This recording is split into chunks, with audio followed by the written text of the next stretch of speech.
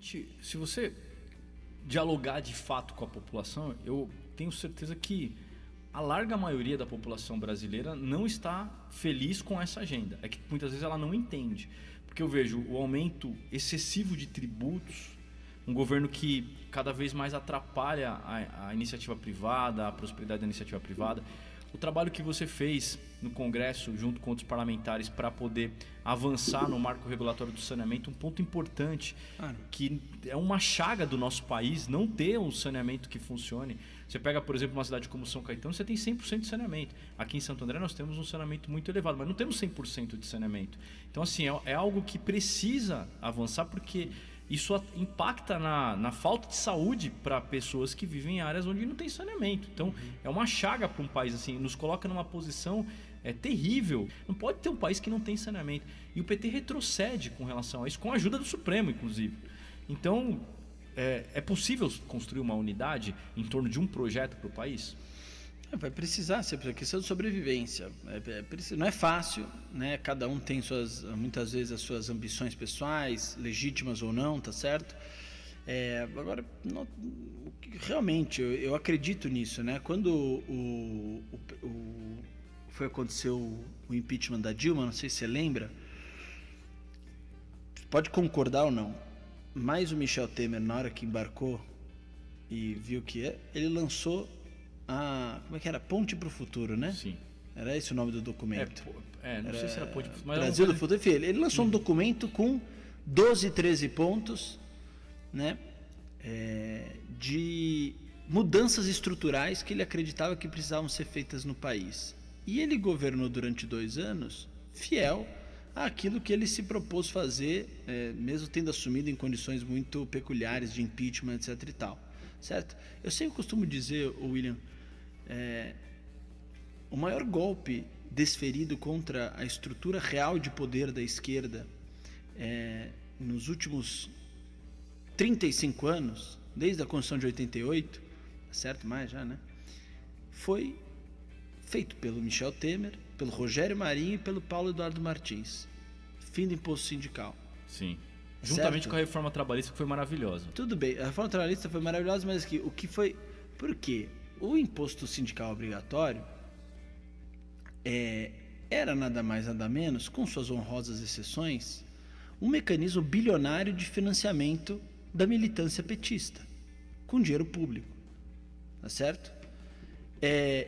Isso era um elemento real de poder, era dinheiro circulando para manter uma militância viva, atuante e militando.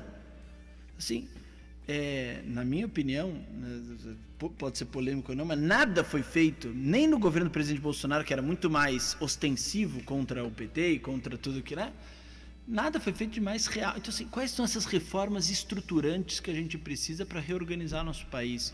É em torno disso que a gente precisa se unir, mais do que de fulano ou cicrano. Eu acho que hoje o mais provável, dadas essas condições, é que a disputa polarize entre Lula e Flávio Bolsonaro.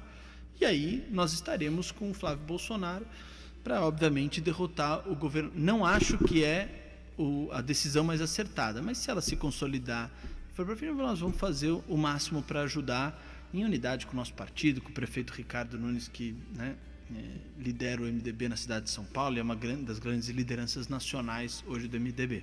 Não, eu concordo com a sua leitura. Eu, inclusive, durante muito tempo, e naquela época que o Temer assumiu, eu trabalhava muito na parte empresarial, na advocacia. E muitas vezes a gente dialogava com empresas que queriam se instalar no Brasil e estavam naquela dúvida se valia a pena ou não. Vivíamos um momento da Lava Jato, e muita insegurança e estava acontecendo no país. E eu sentia que uma das maiores preocupações, em especial na Justiça do Trabalho, porque o argumento era, poxa, como é que a gente pode ter um sistema onde eu contrato o cara, cumpra as regras do jogo naquele momento? E o que eu percebi nessa discussão da reforma trabalhista com na época, deputado Rogério Marinho, né? E o Paulo Eduardo Martins, que hoje é vice-prefeito de Curitiba, né? Um dos grandes quadros da nossa política. E assim, eu vi que o debate se fez realmente em pilares importantes para poder garantir segurança jurídica. Outra discussão, né, William? Eu sei que é a discussão do momento sobre que precisa ser enfrentada. Não adianta ficar vociferando e bradando contra o Supremo Tribunal Federal. Não precisamos entender o que precisa ser feito. Na minha opinião, é impeachment, não tem outro jeito. Bem, mas sabe por que não acontece impeachment? Porque o Senado tem receio. Não, o presidente do Senado... Não é só o presidente do Senado. Existe uma coisa que hoje deixa o Supremo quase inatacável. E essa coisa se chama foro privilegiado. Enquanto a gente não acabar com o foro privilegiado no Brasil, o Supremo vai continuar encastelado e nós vamos continuar com muitas dificuldades de racionalizar o funcionamento do Supremo. Por quê? O foro privilegiado faz com que todos os parlamentares sejam réus em potencial do Supremo. Talvez não sejam réus na prática, mas em potencial são. E aí eu pergunto a você ou qualquer um que esteja nos escutando, nos assistindo, como é que você se comportaria diante de um possível juiz teu? Você não está numa relação de igualdade, você está numa relação de submissão.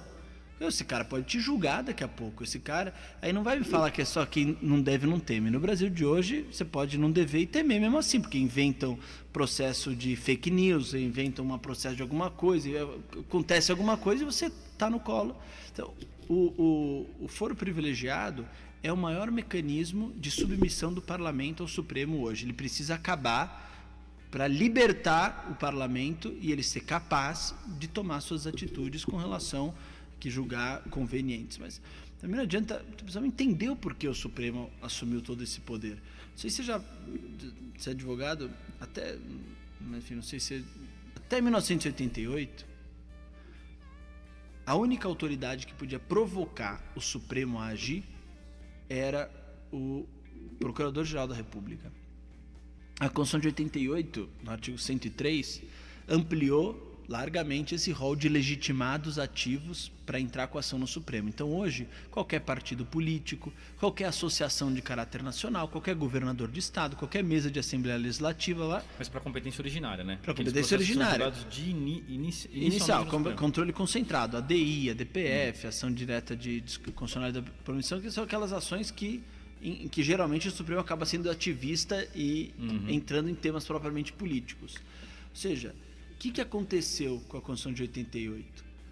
Ela fez com que não existisse quase nenhum tema relevante no país que não houvesse um legítimo para entrar com a ação no Supremo. Então, qualquer coisa que acontece tem algum partido político. Então, esse aumento do poder do Supremo e as discussões do país não é só um problema do fulano, do Alexandre, do Gilmar, do Cicrano, do Beltrano, das pessoas com... Nós precisamos defender uma alteração do artigo 103 da Constituição para, não sei se voltar só ao PGR, mas diminuir drasticamente o rol de legitimados ativos, para que nem tudo acabe no Supremo, né? Então, esse tipo de discussão institucional acaba ficando em segundo plano quando a gente está discutindo, infelizmente, esses absurdos, que é contrato de 129 milhões da mulher do Alexandre, que é, né, o irmão padre do Toffoli, que é como é que fala? Proprietário, né, proprietário de resort. Pô, nós estamos... isso daqui, obviamente, precisa ser discutido, precisa ser denunciado e precisa acabar. Precisamos dar o apoio para que isso acaba deixando em segundo plano também essas discussões institucionais que precisam ser feitas para a gente reequilibrar os poderes na nossa república.